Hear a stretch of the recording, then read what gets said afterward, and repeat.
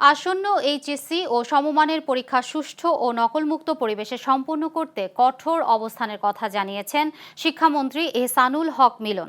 তিনি বলেন, পরীক্ষা গ্রহণে কোনো ধরনের অনিয়ম বরদাস্ত করা হবে না।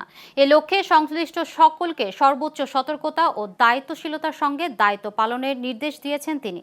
রোববার সকালে সিলেট শিক্ষা বোর্ড এবং সিলেট অঞ্চলের মাদ্রাসা ও কারিগরি শিক্ষা বোর্ডের কেন্দ্রের ভারপ্রাপ্ত কর্মকর্তাদের সঙ্গে মতবিনিময় সভায় তিনি এসব কথা বলেন। সভায় আরও বক্তব্য রাখেন সিলেট সিটি কর্পোরেশনের প্রশাসক আব্দুল কাইয়ুম চৌধুরী ও বিএনপির জাতীয় নির্বাহী কমিটির সহ সাংগঠনিক সম্পাদক মিফতাহ সিদ্দিকী সহ অনেকেই। দেখুন, মাননীয় প্রধানমন্ত্রী শিক্ষাকে সবচেয়ে বেশি গুরুত্ব দিয়েছেন।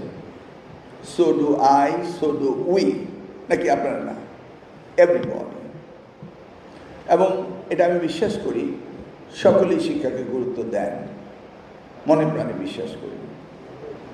সুযোগ পান না তাই করেন না, সুযোগ পেলে করতেন, এটাও আমি বিশ্বাস করি। ধরুন, নকল প্রতিরোধ আমরা করেছিলাম 2001 সালে। আমরা তো টিচার ইম্পোর্ট করিনি, ইম্পোর্ট করেছিলাম